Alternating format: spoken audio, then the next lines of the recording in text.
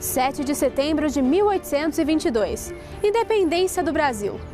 Você já deve ter lido sobre essa data tão importante para o nosso país. Mas hoje nós vamos te convidar para deixar os livros um pouco de lado e viver com a gente a experiência de voltar para lugares que marcaram nossa história. Há 195 anos, aqui no Ipiranga, os rumos do Brasil eram mudados. E nós vamos reviver a viagem de Dom Pedro, o caminho que o levou de príncipe a imperador.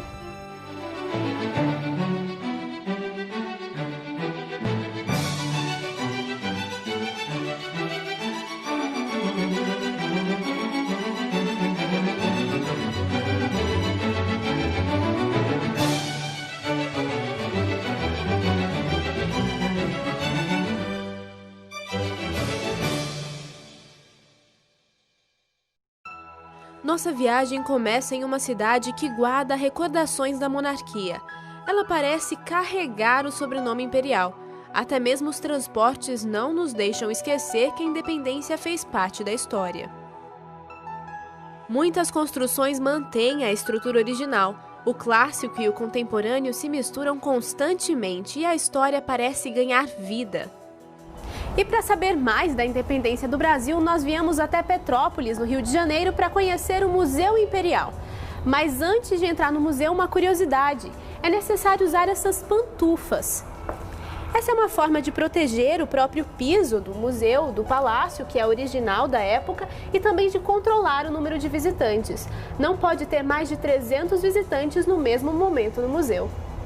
Dom Pedro I adquiriu o terreno sonhando em fazer aqui seu palácio de verão, mas a construção foi erguida apenas no reinado de seu filho Dom Pedro II.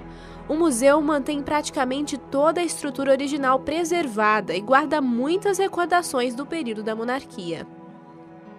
Encontramos aqui muitas histórias. O ponto de partida é a chegada da família real no Brasil. Maurício Ferreira é diretor do Museu Imperial e nos contou mais detalhes desta história. A questão fundamental é a fuga, não é?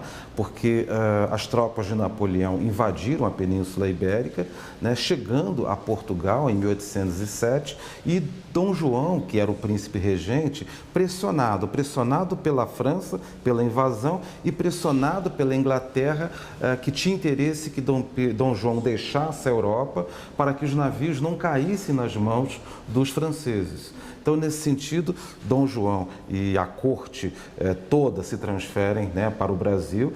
Há uma discussão em torno de números, mas não importa, né, se foram 5, 10 ou 8. O importante é que o Rio de Janeiro passa a ser a capital do Império Português. Com o passar dos anos, o Brasil, rico em matérias-primas e produtos diversos, ganhou força política e econômica. Pressionado pelos portugueses, Dom João retorna para Portugal em 1821, deixando para trás seu filho Dom Pedro como príncipe regente e uma colônia com vontade de ser independente. Nós vamos acompanhar que, quando do retorno do rei a Portugal, isso em 1820 para 21, na medida em que ele fica aprisionado pelo poder das cortes, ou seja, os liberais tomando conta de Portugal, tentando manipular, controlar à força o rei, o processo já estava, digamos assim, sem condições de retorno, uma vez que eles pressionaram, cobrando o retorno de Dom Pedro a Portugal e tentando reconduzir o Brasil à condição anterior ao período da chegada da corte, ou seja, transformar o Brasil de novo numa colônia. Isso era impossível. Na verdade, como Maria Odila bem disse, os interesses já estavam enraizados e a força desses políticos, dessa força econômica com o rompimento já estava configurada, já estava declarada. Depois que o rei voltou para Portugal, ficou muito difícil a manutenção de uma sede do governo aqui na América, né? Então se desejava realmente que de novo o eixo fosse Portugal. E quem estava aqui não tinha o menor interesse que isso acontecesse, porque os negócios eram todos feitos livremente com todas as partes do mundo. Quer dizer, se nós imaginarmos que chegavam no Rio de Janeiro navios dos Estados Unidos, de Cuba, da África, da Ásia, da China, Quer dizer, o mercado tinha crescido muito com a presença da corte e esses negócios todos, o tráfico de escravos, e esses negócios todos na cabeça de quem estava realmente antenado com o que estava acontecendo, esses negócios tinham que permanecer e acabou. Então era melhor Portugal cuidar da vida dele que se cuidava da nossa vida aqui, não é? Este prédio, também conhecido como Paço de São Cristóvão, era o palácio que abrigava a família imperial no século XIX. Era 14 de agosto de 1822, quando Dom Pedro começou sua viagem para São Paulo, partindo da sua casa no Rio de Janeiro. E é daqui que nós começamos nossa viagem, seguindo os passos de Dom Pedro até o Ipiranga. Mas é claro que não queremos sair antes de conhecer este famoso ponto turístico. Em 1816, o rei Dom João VI e a família real mudaram para uma grande casa de um antigo comerciante português. Com o passar dos anos, reformas e adaptações transformaram a casa em um verdadeiro palácio. A realeza do lugar é retratada nos detalhes do prédio.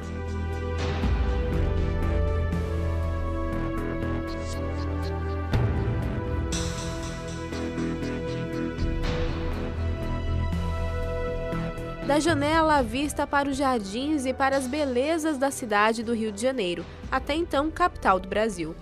Na antiga Sala do Trono estão alguns móveis originais da época e, é claro, retratos dos antigos moradores. Mas aqui não encontramos só exposições sobre o período de monarquia. Esse é o Museu Nacional, o maior museu de história natural e antropológica da América Latina.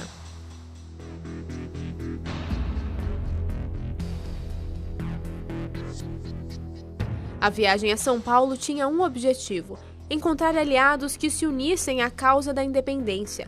Dom Pedro precisava não apenas de apoio político, mas de tropas que lutassem com ele se fosse necessário. Ele tinha que fazer uma viagem rápida, porque a situação dele no Rio de Janeiro era muito complicada. Ele estava recebendo muitas críticas, a imprensa do Rio de Janeiro, vários jornais faziam críticas ao governo dele e havia gente que queria a ligação com as cortes, gente que não queria, mas gente que não queria que Dom Pedro governasse. A situação era muito conturbada, então ele tinha que vir depressa, então ele não podia trazer uma tropa grande. Ele veio com 14 pessoas, né? Gente escolhida a dedo, quer dizer, pessoas de confiança e que, ao longo do caminho, conheciam os proprietários de várias fazendas, de vários sítios, aonde ele podia dormir em paz, dormir com segurança, conseguir abastecer, conseguir alimentação, mas principalmente gente com quem ele podia conversar e para quem ele podia pedir, né? Ele tinha que pedir tropa. Olha, se acontecer alguma coisa, eu vou convocar, vou mobilizar. O grupo viajou durante o dia inteiro, mas a noite chegou e eles precisavam parar para descansar um pouco. A fazenda de Santa Cruz pertencia à família imperial e foi o local escolhido para passar a noite. Hoje, a Fazenda Santa Cruz é sede do 1º Batalhão de Engenharia de Combate Escola do Exército Brasileiro. Conversando com um dos integrantes do batalhão, entendemos um pouco mais a história da antiga fazenda. Na entrada principal, encontramos alguns quadros que retratam o prédio em diferentes épocas. Esse quadro é um quadro que é uma réplica de um quadro do Debré. O Debré, ele costumava pintar o cotidiano do Rio de Janeiro, o cotidiano das coisas que ele via, né? E ele, nesse quadro, ele demonstra um pouco o cotidiano da fazenda, entendeu? E essa relação com Dom Pedro I remete ainda no período real, porque Dom Pedro I, ele cresceu também um pouco nessa fazenda que era utilizada como uma casa de veraneio da família real. Era um local de passagem. Inclusive, antes do começo da viagem, ele passa aqui na fazenda, passa uma noite aqui, a qual tinha tido como uma espécie de baile, né, para a época, e antes de ele seguir viagem. O prédio foi reformado, mas guarda algumas recordações do período. Agora, o que a gente pode dizer que neste local que a gente está, que é original da época imperial? Bom, a gente ainda tem os pisos, esses pisos ainda são do período imperial, né? E E aqui funcionava uma capela, é isso? Sim, sim. Aqui era a antiga Capela de Santa Bárbara. Sua última mudança na arquitetura da Capela de Santa Bárbara data de 1751, ainda no período jesuítico. E, principalmente, os jesuítas tiveram uma grande importância aqui na região de Santa Cruz. Ou seja, mas a gente pode dizer então que Dom Pedro passou por aqui? Passou por aqui. Literalmente pisou. Pisou aqui.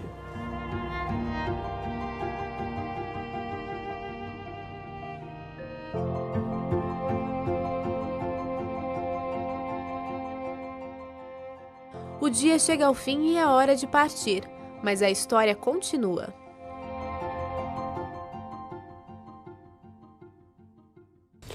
De manhã, o grupo seguiu viagem e já alcançou terras paulistas. Eles chegaram aqui, na Fazenda Três Barras, em Bananal. O prédio é original de 1813 e, apesar de algumas reformas, ainda guarda recordações da passagem de Dom Pedro. Na época, essa era a casa do capitão Hilário Gomes de Almeida. Na porta de uma das suítes, uma lembrança de que Dom Pedro esteve aqui. Dizem que o príncipe que se tornaria imperador do Brasil dormiu nesta suíte. Os móveis do quarto não são os originais, mas a estrutura foi preservada para homenagear o hóspede real. Hoje aqui funciona o Hotel Fazenda Três Barras, que fica a 3 quilômetros da cidade de Bananal. Um lugar que mantém um estilo rústico, discreto e repleto de belezas naturais. Seguimos viagem e chegamos a uma antiga fazenda. Os portões fechados parecem guardar muitas histórias de um lugar que também fez parte do trajeto do príncipe. Em 17 de agosto, Dom Pedro chegou aqui em São José do Barreiro, na Fazenda do Paudalho. Dizem que a passagem foi rápida, apenas para um almoço. Aqui a gente vê o portão da casa que recebeu o príncipe. A estrutura continua a mesma e está fechada para o público. Nossa entrada foi autorizada pelo Instituto do Patrimônio Histórico e Artístico Nacional, que é responsável pela fazenda. Aqui já funcionou um museu, que foi fechado por conta de um assalto onde peças históricas foram roubadas. O lugar é grande e ainda preserva a construção original de 1817. Naquela tarde, um grande almoço foi preparado para Dom Pedro, mas com uma personalidade marcante, o príncipe não se importava muito com formalidades.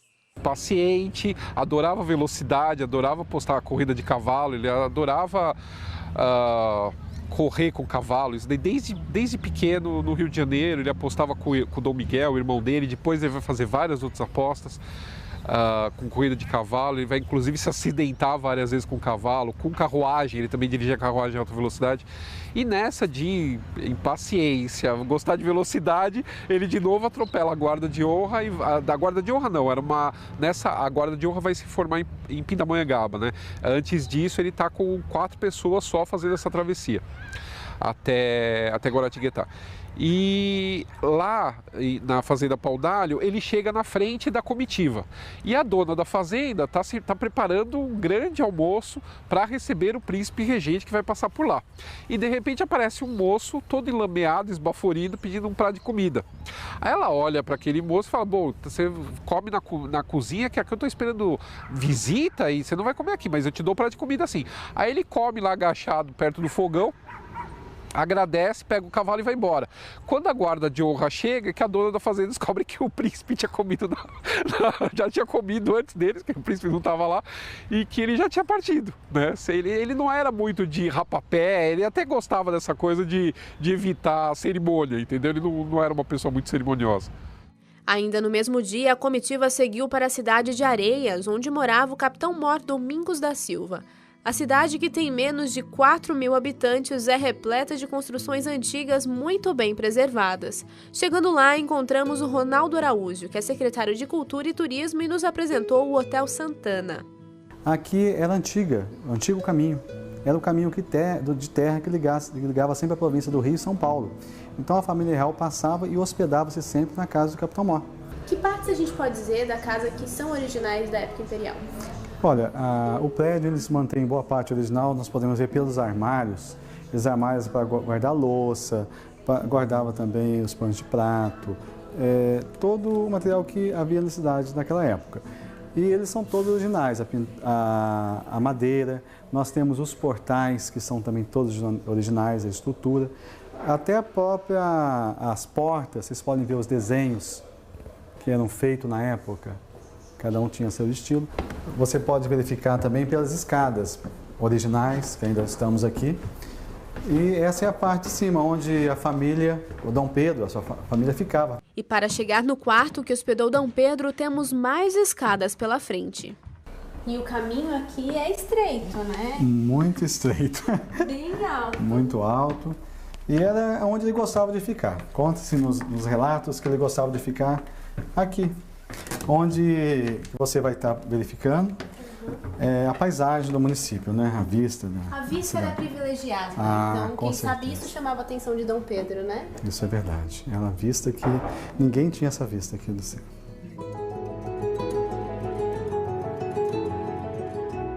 Dom Pedro também tinha a visão da igreja aqui do quarto. Isso, a visão da igreja também, que ele fazia questão de estar à vista da igreja, né?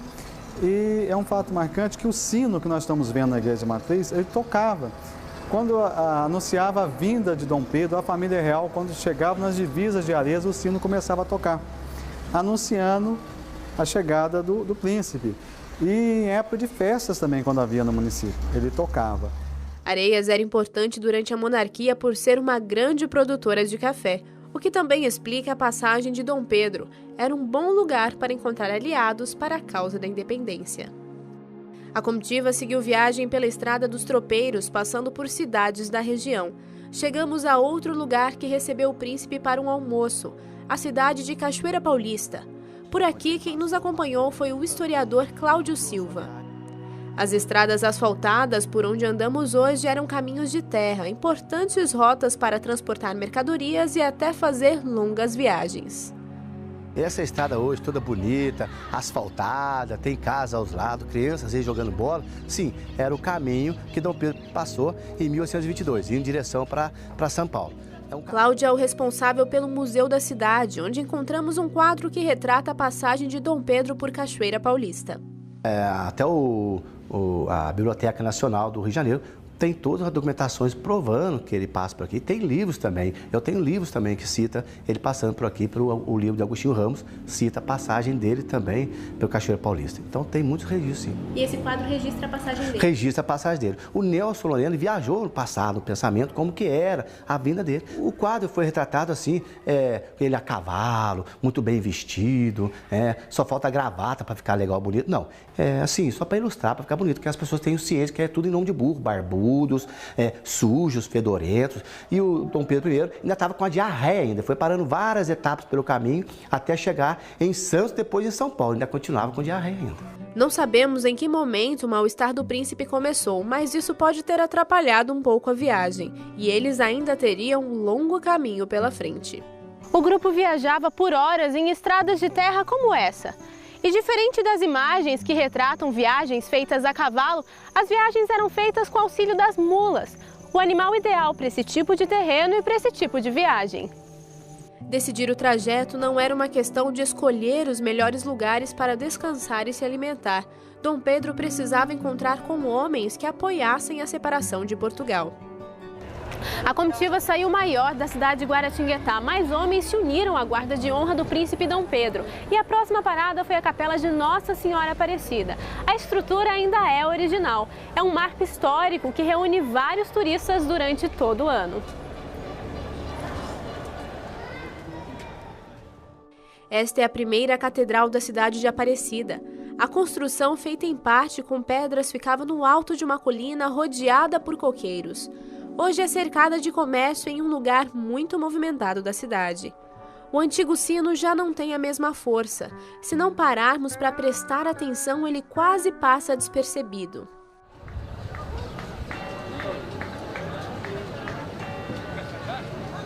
Mas a passagem de Dom Pedro ficou registrada aqui. Logo na entrada da capela, uma homenagem ao visitante real. Já era o 7º dia de viagem quando Dom Pedro e sua comitiva chegaram à cidade de Pindamonhangaba. Conta a história que eles pararam aqui nessa bica para beber um pouco de água, descansar, dar água aos animais. Mas a cidade também guarda outras recordações da passagem do até então príncipe. Então nós tivemos aqui um grande um grande homem que se tornou Barão de Pindamonhangaba, inclusive construiu esse palacete no qual nós estamos. Barão de Pindamonhangaba, ele se tornou. Manuel Marcondes de Oliveira Melo, que juntamente com seu irmão Inácio Marcondes o receberiam e o receberam juntamente com a sua comitiva aqui em Pindamonhangaba. Então, para isso, ele já era um comandante da 3ª guarnição, que não sei como é que eles falavam, da guarda, e ele resolveu então convidar esses jovens que quisessem participar dessa comitiva. Ele foi o comandante dessa guarda, e a importância é que ele, lá no Grito do Ipiranga, foi o que repetiu o Independência ou Morte de D. Pedro. O que a gente tem orgulho é que 10 pindamonhangabenses da época, jovens, né, das famílias aqui de Pindamonhangaba, o acompanharam, mas na verdade eram 17, 7 ficaram aqui na retaguarda. E então, quando a gente pensa no Grito do Ipiranga, nós pensamos que esses 10 pindamonhangabenses estavam ali ao lado de D. Pedro. Então, por isso que nos orgulhamos disso, né? Porque foi um dos fatos mais importantes para a nossa independência e Pindamonhangaba participou em loco, né? Os restos mortais dos homens de Pindamonhangaba que fizeram parte da Guarda Real estão em um túmulo na igreja de São José. A construção ainda existe, mas está fechada e não tivemos permissão para entrar. Durante as comemorações do aniversário da independência, em 1972, a igreja recebeu também os restos mortais de Dom Pedro. Então, por ter essa guarda, né, tantas pessoas que estavam lá com Dom Pedro I no evento da independência, o governo achou por bem que a urna passasse em Aparecida, por causa da padroeira, né, como se fosse abençoada, né, e passasse por Pindamonhangaba. E aqui ele ficou 8 horas, a urna, né, com os restos mortais de Dom Pedro, ficou aqui para que todo mundo pudesse rezar e prestar suas homenagens. E foi muito orgulho para a gente, porque só as capitais, algumas capitais receberam essa urna com os restos mortais. E nós, Pindamonhangaba, tivemos esse privilégio. Isso foi quando fez 150 anos, né, o sesquicentenário da independência. Em sua passagem pela cidade, o príncipe dormiu no sobrado dos Marcondes. Deste prédio só temos imagens antigas. Fomos até a praça retratada na foto e lá encontramos mais um marco da independência. Uma homenagem aos homens de Pindamonhangaba que formaram a Guarda de Honra. Um marco em uma cidade que se orgulha de sua história. As cidades que formam o Vale do Paraíba tinham grande valor político e econômico na época. E a região do Vale era atravessada por caminhos que ligavam Minas Gerais ao litoral. Então, o caminho de Paraty até as Minas de Ouro passava pelo Vale do Paraíba, né? E atravessava o Rio Paraíba, que era fundamental do ponto de vista da importância da água, né, para a criação e para a produção agrícola, e era uma área ocupada desde o começo da colonização. Ainda nesta região, a comitiva apenas passou pela cidade de Taubaté e continuou o percurso. Para seguir viagem e chegar à cidade de Jacareí, era necessário atravessar o Rio Paraíba. Na época, a travessia era feita com uma espécie de balsa. Mas conta a história que Dom Pedro perdeu a paciência e, vendo o povo que aclamava a sua chegada do outro lado da margem, decidiu atravessar como ele estava mesmo, montado em seu animal. Chegou do outro lado com a roupa toda molhada. Quando ele chega do outro lado, ele tem que esperar do mesmo jeito, porque a guarda de honra ficou para trás, né? Aí a balsa chega lá do outro lado, traz a guarda de honra e ele molhado enquanto a guarda de honra está seca. Aí ele manda um dos rapazes, que tem a estatura dele, o tamanho dele, tirar a roupa e trocar com ele. Aí o outro, coitado, que veio seco, fica molhado e ele fica com a roupa do soldado que veio pela balsa seco, né? Um príncipe irreverente, impulsivo, que com apenas 23 anos já lutava pela coroa de sua família e construía o futuro de uma nação. Em algumas cidades já não encontramos os locais que receberam a visita de Dom Pedro. Em Mogi das Cruzes, ele parou para assistir a uma missa na igreja de Santana. A construção original já não existe mais. No caminho até São Paulo, sua passagem era celebrada, mas enquanto isso, alguns atores coadjuvantes tinham um importante papel no roteiro da independência. Entre eles, Dona Leopoldina, que foi educada para ser uma princesa. Casada com Dom Pedro por procuração em Viena no dia 13 de maio de 1817, só conheceu seu esposo quase 6 meses depois, quando seu navio atracou na Baía de Guanabara, no dia 5 de novembro. Alguns trechos de cartas que enviou ao pai mostram um início de casamento apaixonante, mas isso logo iria mudar. São Cristóvão, 8 de novembro de 1817. Querido papai, todos são anjos de bondade, especialmente o meu querido Pedro, que além de tudo é muito culto. Embora esteja casada com ele há apenas 2 dias, ele merece meu respeito e atenção, pois o seu comportamento, sob todos os aspectos, é admirável. Além disso, o meu muito amado esposo não me deixa dormir, até que ele disse sinceramente que estava abatida. No começo, o relacionamento deles é muito bom. Tipo, é a lua de mel que vai se estendendo até que aos poucos ele volta aos hábitos de procurar outras mulheres e tal. Então, desde o início, desde 1818, logo depois alguns meses após a chegada da Leopoldina no Rio de Janeiro, ela começa a perceber que ele nunca vai ser fiel a ela. Antes mesmo dela chegar, ele já estava casado com ela por procuração, como se casava à distância na época. Antes dela desembarcar no Rio de Janeiro,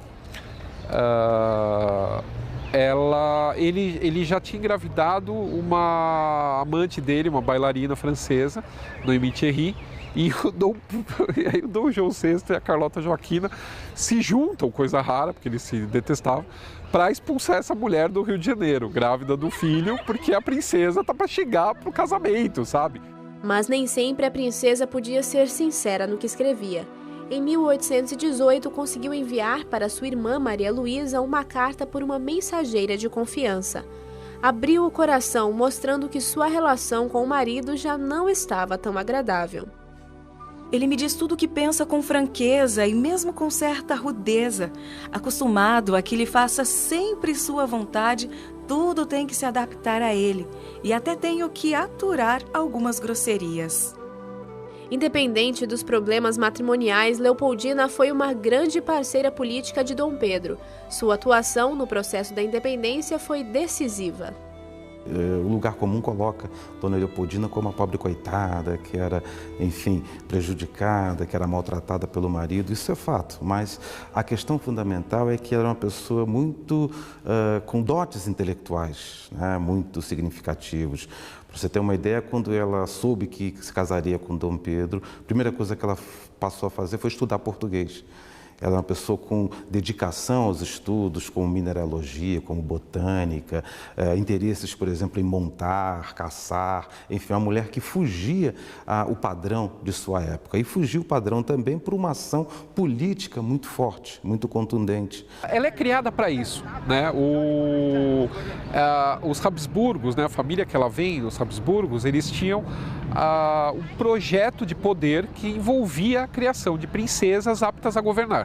E a Leopoldina vem então muito mais preparada para assumir papel representativo na política do que o Dom Pedro, né? E aí ele vai sempre se apoiar nela. Isso que é interessante. Apesar do casamento deles não ter sido um mar de rosas, ele sempre teve nela a primeira aliada. E ele sempre vai confiar nela. Tanto que é impensável por exemplo, o Dom João VI ter que se ausentar de qualquer lugar e deixar a Carlota Joaquina como regente no lugar dele. O Dom Pedro não pensa 2 vezes em deixar ela como regente do Brasil no Rio de Janeiro e vir para São Paulo. Inclusive, a definição, né, pelo rompimento com Portugal foi tomada numa reunião do Conselho de Estado presidida por Dona Leopoldina. Portanto, ela não era uma mulher à parte da política, à parte dos assuntos nacionais, muito pelo contrário, ela era incisiva e atuava de forma decisiva para a atuação do próprio marido, a atuação dos líderes políticos do período. Dona Leopoldina e José Bonifácio eram uma espécie de eminência parda das atitudes, né, do primeiro momento, digamos assim, da política sob o comando de Dom Pedro. José Bonifácio de Andrade e Silva era membro de uma família muito importante economicamente e também atuou nos bastidores da independência. Além disso, influenciou a política do Brasil de outras formas. Eu diria que toda a estrutura do Império do Brasil, ou seja, a estrutura organizacional do Império, o próprio modelo, né, exatamente do regime, porque o Brasil foi o único país a se tornar independente, o único país da América do Sul a se tornar independente e preservar o regime, ou seja, o regime monárquico, a figura do imperador, o poder moderador, ou seja, toda a estrutura da organização do Império, isso teve a conduta, teve a ação, teve a orientação de José Bonifácio, que podemos afirmá-lo como um arquiteto do Império do Brasil. Aos poucos, a independência ganhava forma, mas as notícias que chegariam de Portugal seriam decisivas para a separação. No próximo bloco, nossa história continua.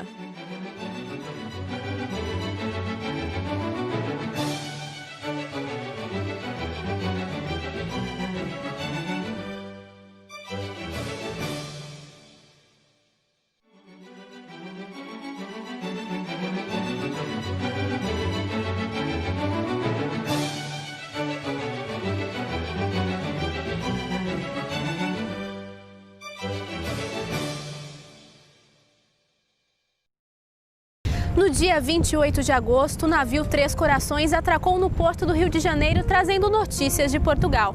E as informações não eram nada boas. Portugal limitava cada vez mais a atuação de Dom Pedro no Brasil e a independência foi se tornando inevitável. Chegavam cartas de políticos e contando a situação que estava acontecendo, de brasileiros que moravam em Lisboa e que percebiam e que mandavam essas cartas. É claro que há uma distância muito grande de dias entre a carta postada e até ela chegar aqui. Eram 40 dias mais ou menos. Mas, como o movimento de embarcações era muito grande, então as notícias iam chegando. Eles pediram que Dom Pedro adiantasse a viagem, quer dizer, realizasse a viagem e voltasse ao Rio de Janeiro, porque a presença dele no Rio de Janeiro era muito importante, mas que havia chegado o momento de oficializar a separação e que não havia mais condições de manter o mesmo vínculo de antes, né? Apesar de Dom Pedro dizer nas cartas para o pai que não queria desobedecer o pai, que não queria romper com o pai, não havia o que fazer. São cartas do pai, do Dom Pedro, que sumiu, ninguém sabe o que aconteceu com essa carta, e cartas de deputados brasileiros na Assembleia Legislativa Portuguesa, na Assembleia Constituinte Portuguesa, avisando que vão mandar prender o José Bonifácio por ter voltado a favor do Dom Pedro continuar no Brasil, vão fazer com que o Dom Pedro embarque nem que for à força para Portugal. Sabe, tem várias resoluções que volta-se a situação do Brasil virar uma colônia portuguesa, basicamente. Né? E aí, chega-se essas cartas no Rio de Janeiro,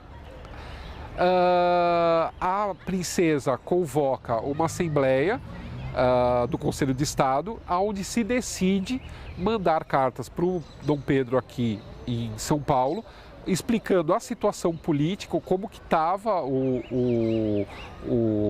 as relações entre Brasil e Portugal e pedindo a ele que proclamasse a independência.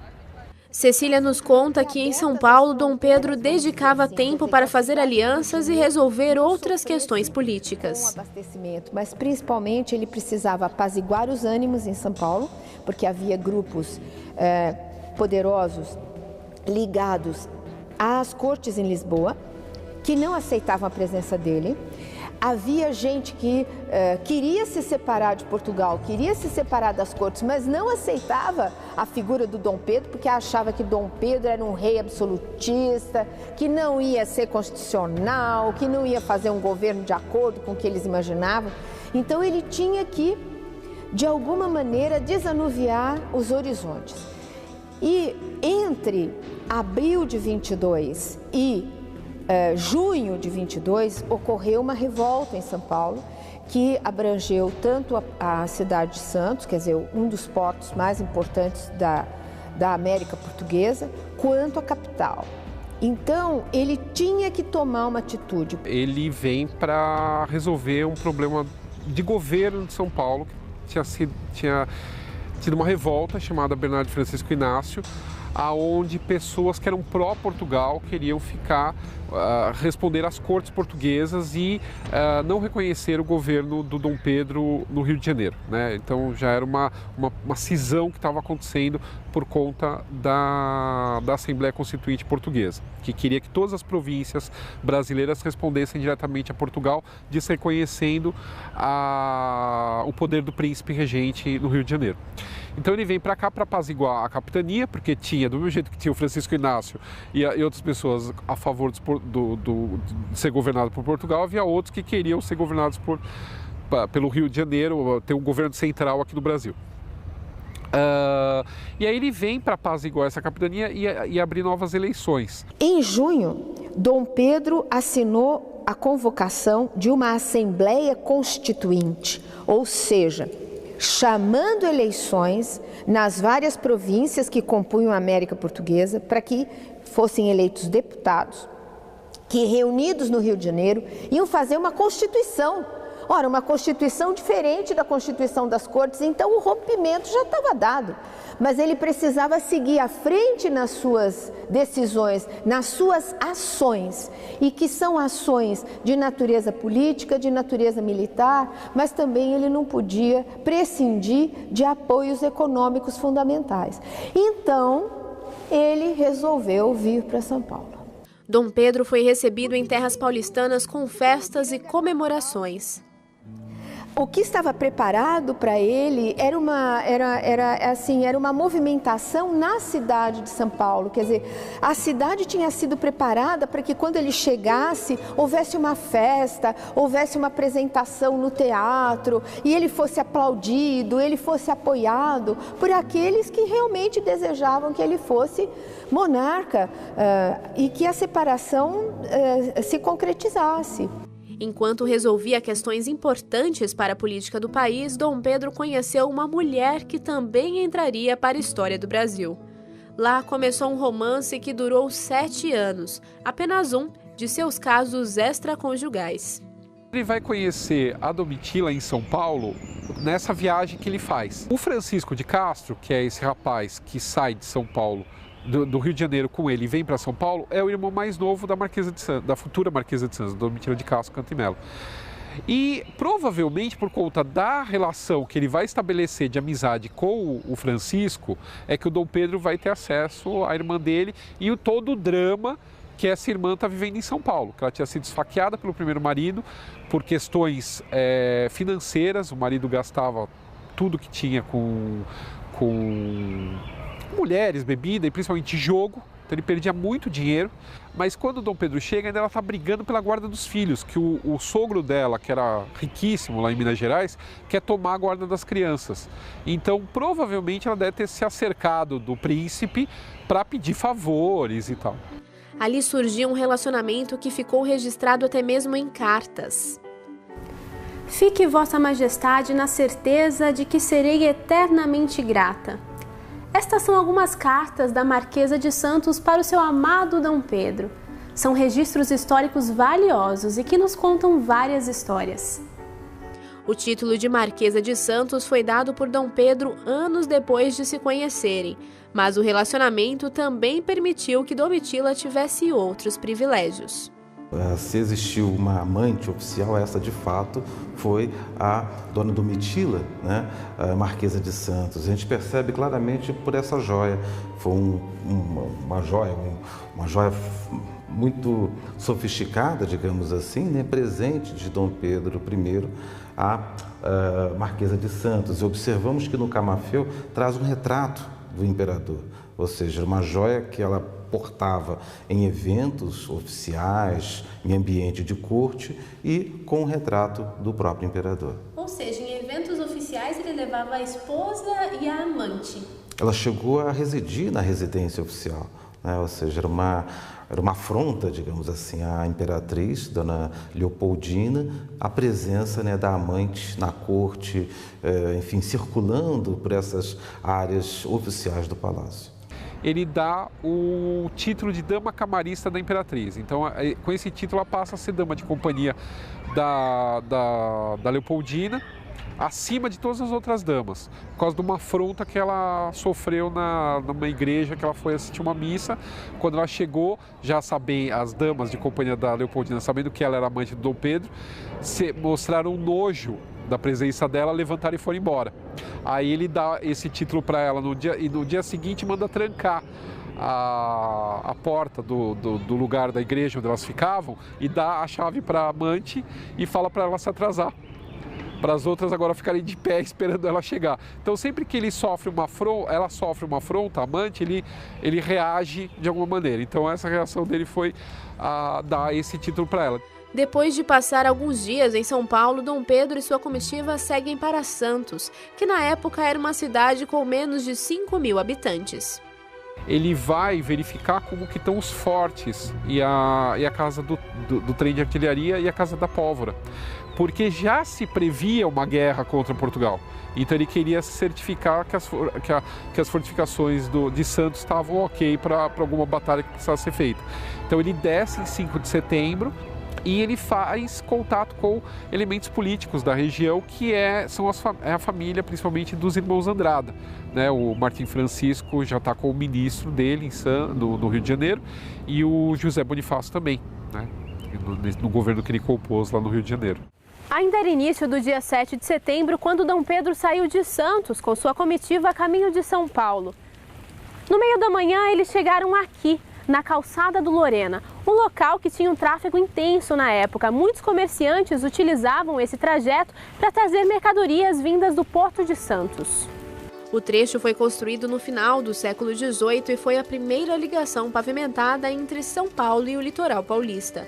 É formado por rochas escolhidas e trabalhadas à mão. Boa parte do caminho ainda é o original. A história não conta como estava o clima enquanto Dom Pedro percorria esse trecho, mas durante a gravação nós tivemos um pouco de chuva, o que tornou o caminho bem escorregadio. Subir a serra não era fácil, são 8 quilômetros de um caminho assim, cheio de curvas.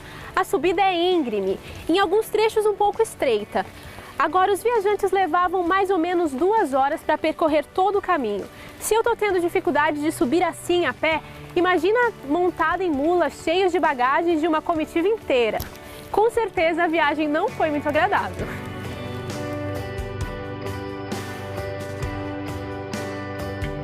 Uma pausa para secar a lente da câmera e continuar em busca da história. No percurso encontramos painéis pintados em azulejos, uma recordação que nos conta como o caminho era percorrido. Aí a gente vê as liteiras, né, para carregar as pessoas, né, os nobres, as pessoas da elite da época. Você vê pessoas até de trajes mais luxuosos ali, usando uma cartola. Todas as mercadorias que chegavam de São Paulo para o Porto de Santos, ou que vinham do Porto de Santos para São Paulo, passavam por aí, né? E era carregado sal, açúcar, pianos e outras coisas. O que os nobres desejavam, os escravos levavam por essa calçada, né? Ali você vê que já tinha fiscalização na época, talvez para cobrar impostos da utilização dessa calçada, né? Você vê a divisa ali, acima da divisa tem a coroa ali, estampada no braço do oficial, né, da Guarda Imperial. Aqui nesse trecho a gente já vê mais o transporte mesmo que era feito na calçada na época, né? Você vê sacarias ali, talvez um fardo de algodão, não sei, alguma coisa mais quadrada aqui. E na frente a gente vê ali uma rede carregada por escravos, talvez um morto, né?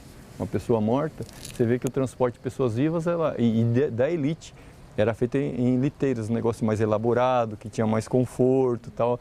E aqui um pano amarrado num pedaço de madeira e carregado por 2 escravos. Mais à frente a gente vê as pessoas já descansando, porque na calçada tinha alguns espaços mais largos onde eles paravam para descanso, para se alimentar também, né? Porque era muito puxado, o declive é muito grande então eles davam umas paradas aí. Não né? era uma caminhada fácil, então eles retrataram pessoas Exatamente, você vê ali que a pessoa está bem abatida, né? Limpando o suor, talvez, então se alimentando, era muito árduo aí a caminhada, né? Na época, né? O monumento foi construído em 1922 para celebrar o centenário da independência e homenagear um dos responsáveis pelo lugar. Aqui a gente vê uma imagem de Bernardo José Maria de Lorena, né? Foi feita em homenagem a ele. Foi a pessoa que mandou pavimentar essa estrada aí com pedras, né? Esse primeiro acesso para São Paulo. Ele era governador da província de São Paulo. O caminho é todo rodeado pela Mata Atlântica, um cenário com lindas paisagens. Depois de subir a Serra do Mar, precisavam caminhar mais algumas horas para voltar a São Paulo. Em um certo momento, pararam às margens do Ipiranga para descansar. O local exato em que pararam não existe mais, mas encontramos uma parte que restou do riacho, hoje já bem poluído. O Dom Pedro não necessariamente esteve aqui, tá? Isso aqui é mais um cenário criado para relembrar tudo isso. Assim como o riacho era mais quase que um córrego, não era nem um rio, muito mesmo um riacho, era menor que um riacho, era quase que um córrego que ia dar no Tamanduateí, mas que passava aqui na região.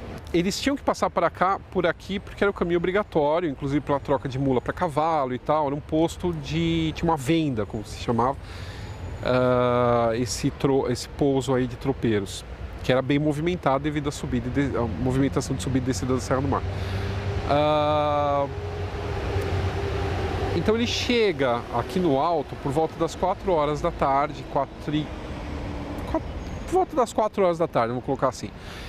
Chega o correio para ele, né? Ele lê o correio, afastado dessa guarda de honra, né? Porque, como eu falei, ele teve que se aliviar no matinho por causa da dor de barriga dele, e ficam só 3, 4 pessoas próximas a ele, principalmente o Padre Belchior, que era um parente dos irmãos Andrada. E ele, quando ele recebe as cartas, ele se aconselha com o Padre Belchior e com essas outras pessoas e acaba fazendo o que eu chamo de primeiro grito, né? Por volta das 4h15 da tarde. As cartas recebidas eram de Dona Leopoldina e José Bonifácio, falando sobre as informações que chegavam de Portugal. Hoje elas estão no acervo do Museu Imperial no Rio de Janeiro. As letras que parecem desenhadas uma a uma são um registro do que aconteceu naquele dia. Eles pediram que Dom Pedro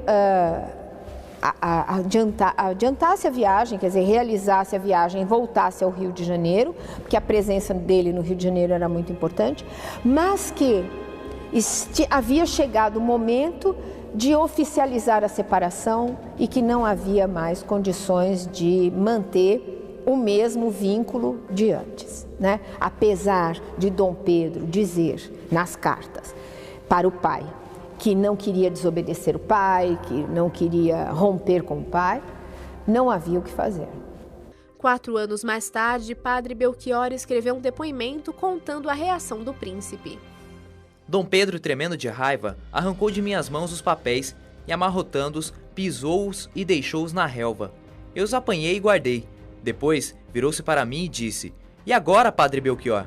Eu respondi prontamente: "Se Vossa Alteza não se faz rei do Brasil, será prisioneiro das cortes e talvez deserdado por elas. Não há outro caminho senão a independência e a separação." Dom Pedro caminhou alguns passos silenciosamente.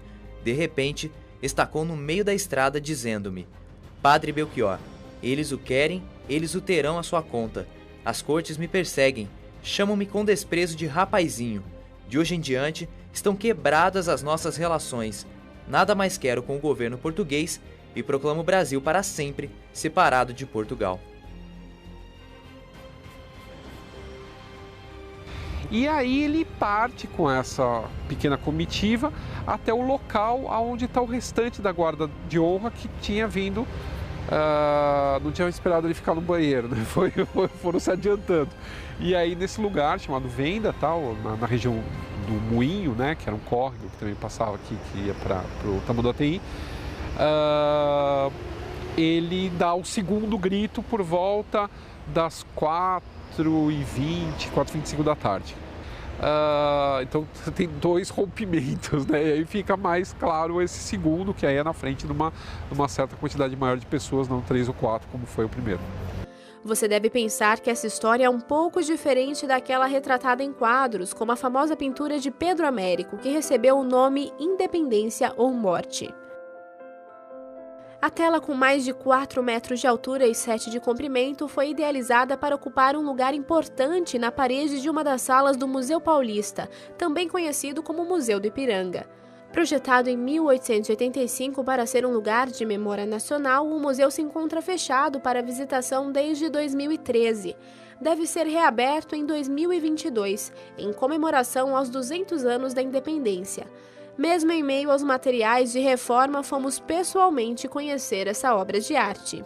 Qual era o objetivo da tela? Era dar um ar de solenidade, um ar magistral ao ato de nascimento da nação. E principalmente fixar que este ato de surgimento da nação tinha sido em São Paulo e não em outro qualquer lugar. Então, o Riacho do Ipiranga marca isso, mas o que marca mais é o conjunto que está à nossa esquerda, formado por um tropeiro, que era a característica do paulista, que vivia levando mercadorias de um lado para outro. Ele escolheu colocar a guarda imperial, né, para dar esse ar de solenidade, como ele escolheu também colocar uma casa ao fundo, um sítio, né? E a movimentação de pessoas nesse sítio, que seria um pouso. Só que é o seguinte, quando Dom Pedro passou pelo Ipiranga, era um arrabalde mesmo, não havia nenhuma construção.